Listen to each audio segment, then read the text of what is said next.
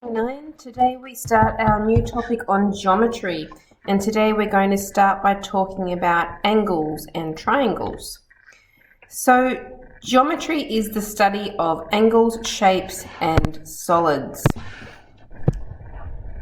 And we're going to start by naming some angles. When two rays or line segments meet at a point, an angle is formed.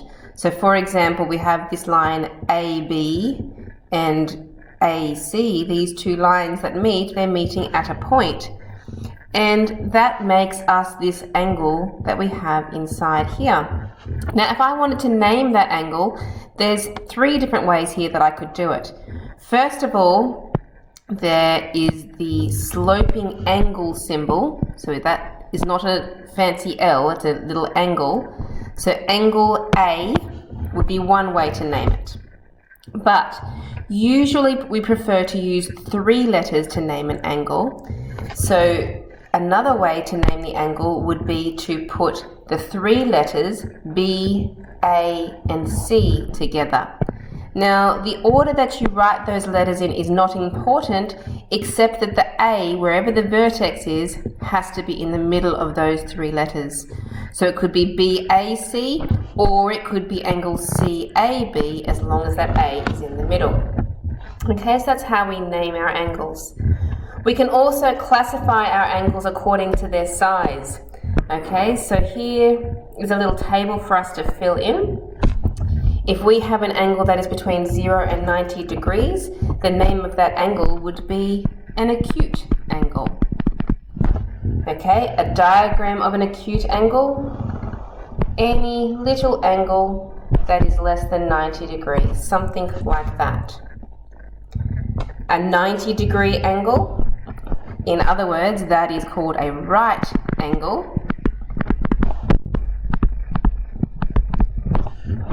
Is an angle that is exactly 90 degrees, and we usually put the little box in the corner to indicate that that is a right angle.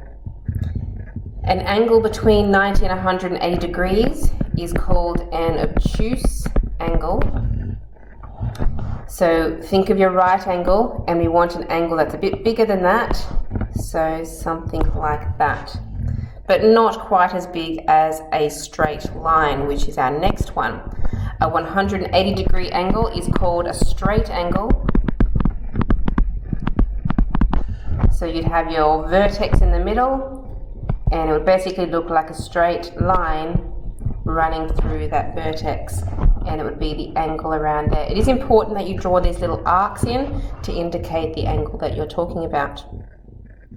An angle between 180 degrees and 360 degrees is called a reflex angle. So it is bigger than the 180 degrees. So if I start with one arm of my angle, getting bigger would need to slope somewhere down here. So that would be a reflex angle. And a 360-degree angle is called a revolution. If I draw my vertex in, and I have my one arm, it would start there, it would go all the way around, and it would finish in the same point. So that's how I could draw a revolution. All right, moving on from there, today we now want to measure some angles. So example number 1 says, for each angle shown, state the type of angle and measure its size. So in the pack that I sent home to you, you should have a protractor. If you could grab that out and do these questions with me, that would be great. So I've already placed my protractor on the first question. Remember to make sure that this little T bar at the center of your protractor lines up with the vertex of your angle. And also this line across the bottom has to line up perfectly with the line in your angle. So then what you want to do is you want to find which set of numbers to use, and you want to look for the 0. So on that arm that I've just drawn, the 0 is on the inside set of numbers. So I want to follow the inside set of numbers around here to my second line and read off the number that I'm at. So in here, on that second set of numbers, that looks like I am at 135 degrees. So let's write that in here. My angle is 135 degrees. Now the question says to state the type of angle and measure its size. So the type of angle is bigger than 90 degrees, but not as big as 180, and we call that an obtuse angle. So it's an obtuse angle that is 135 degrees. Now we can measure anything up to 180 degrees on our protractor, but anything bigger than that is a bit more of a problem. So if you look at 1B, I'm trying to measure the size of the angle that's given by this arc here.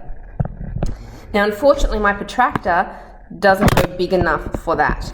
Now unfortunately I can't move my protractor to be on an angle, so I'm unable to move my protractor over for this question. But if you grab your protractor, what we're going to do is we're going to measure this littler angle on the other side first. Okay, so carefully remember, line up the bottom arm and the vertex, find the 0 and go all the way around, and when I measure it, that comes out to be 100 degrees. Now, unfortunately, that's not the angle I want. Remember, it's the red angle around here that I want. Now remember, in this table up here, we said that a revolution is 360 degrees. So to go all the way around that revolution would be 360. So if I want to find the red part, what I need to do is go 360, take off the 100 degrees that I don't want, which is the blue part. And altogether that is 260 degrees for the red part that I do want. That angle would be a reflex angle. Okay, so just remember, anytime you're trying to measure an angle that is larger than 180 degrees, measure the smaller angle first and take it away from 360 to find the one that you want. Okay, so you'll have some questions on that to practice, but there's also some more that we need to do today. We want to move on to angles in a right angle. So in geometry, we're going to learn lots of rules that will help us find angles in different shapes. Okay, and this is just the first rule today. Now the important thing is that not only can you find the value of something in a shape, but you also have to be able to give reasons. A lot of the marks in your test will be for giving reasons, not just for giving the answers. Okay, so very big part of it. So the ones that we're looking at are right angles. Obviously, if I have a right angle here, any angles that are inside that right angle would have to add to give 90 degrees. Like it says here, A plus B must equal 90 degrees. So if I would like to find the value of X in this first diagram, those two angles must equal 90. So I could write it as an equation. X plus 40 is equal to 90 degrees. Okay, now remember I said the reasons part, and here it is. It says giving reasons. In your test, you might get 1 mark for the number answer, and you get another mark for the reason. So the reason is just as important as the answer. The reason for this is that right angles, so we use that little angle symbol instead of writing the word out. So right angles equal 90 degrees. Okay, so we always write our reason in brackets beside our working out. Now I still want to find out what that X is equal to, so I would want to solve that equation. Now what you might find easier to do in future questions is to go straight to the second line of working out, which is instead of saying X plus 40 equals 90, I would say that X is equal to 90, and I need to subtract off that 40 degrees that I don't want. Okay, so 90 take away 40. You can use your calculator for all your calculating needs. 90 take away 40 is 50 degrees. Okay, so let's try that again for the next question, question 3. Unfortunately, there's no pronumeral here, so let's just put an X in there. That's the angle that we're trying to find. So let's do the shortcut for this question. If I am trying to find X, what I need to do is, I know that this is a right angle. I start at 90 degrees and I want to take off the other angle. So I subtract the 29 and I subtract the 15. I write my reason down in brackets. The reason is that right angles are equal to 90 degrees. Then I continue with my calculation and I type in 90, take away 29, take away the 15 is 46 degrees. I get 1 mark for my answer and 1 mark for my reason. On the next page, we have question 4. Again, I need to put a little x in here. So to find the value of x, because they're all right angles today, it's going to be 90, take away the other angles. So subtract the 17 and subtract the 22. Write the reason in brackets. Right angles are equal to 90 degrees. I know it seems silly to write the same reason over and over again, but we are going to mix all these reasons together, and it is very important that you get into the habit of writing them down. Okay, so that makes 51 degrees for our answer. Okay, question 5 and 6, just to get a little bit trickier. We're still trying to find the value of our pronumeral, which in this case is m, but I have m in 2 of my angles. If this happens, add those 2 things together. So 2m plus another m would make 3m.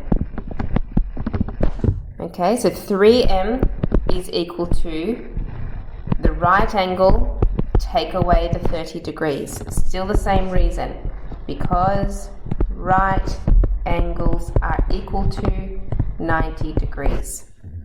Okay, now 90 minus 30, that's equal to 60. But I do still want to get the m by itself, so I need to actually move this 3 away to do that. So this is where we do our equation skills. We do the opposite. So that 3 is times with the m. The opposite would be to divide by 3 to cancel that away. Now the m is by itself, and 60 divided by 3 is 20.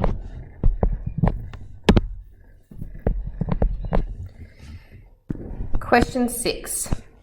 Okay, this also looks a little bit different because the d is not by itself, it's d take away 10. If that's the angle that I'm trying to find, put that on the left-hand side of your equation. So that means I would have d take away 10 equals, and then I want to do 90 minus this other angle, so 90 minus the 46. Write the reason down. Right angles are equal to 90 degrees. Okay, so I find out what 90 minus 46 is, and that's 44. So d take away 10 equals 44 degrees. Now to get that d by itself, I need to get rid of the 10. So doing the opposite, I want to plus 10 to both sides. Cancel that away. So d is by itself, 44 plus 10 is 54 degrees for the answer. Okay, so you won't have too many of those trickier questions like questions 5 and 6, but you can certainly have a go at them. So here is your questions down here starting on page 5. These first ones are using your protractor to help you measure angles, and also don't forget to state what type of angle it is. Is it acute, obtuse, reflex, and so on? Okay, and then down on page 6, you are finding the value of the pronumeral giving reasons. Don't forget the giving reasons. So you can do all of that down there. Okay.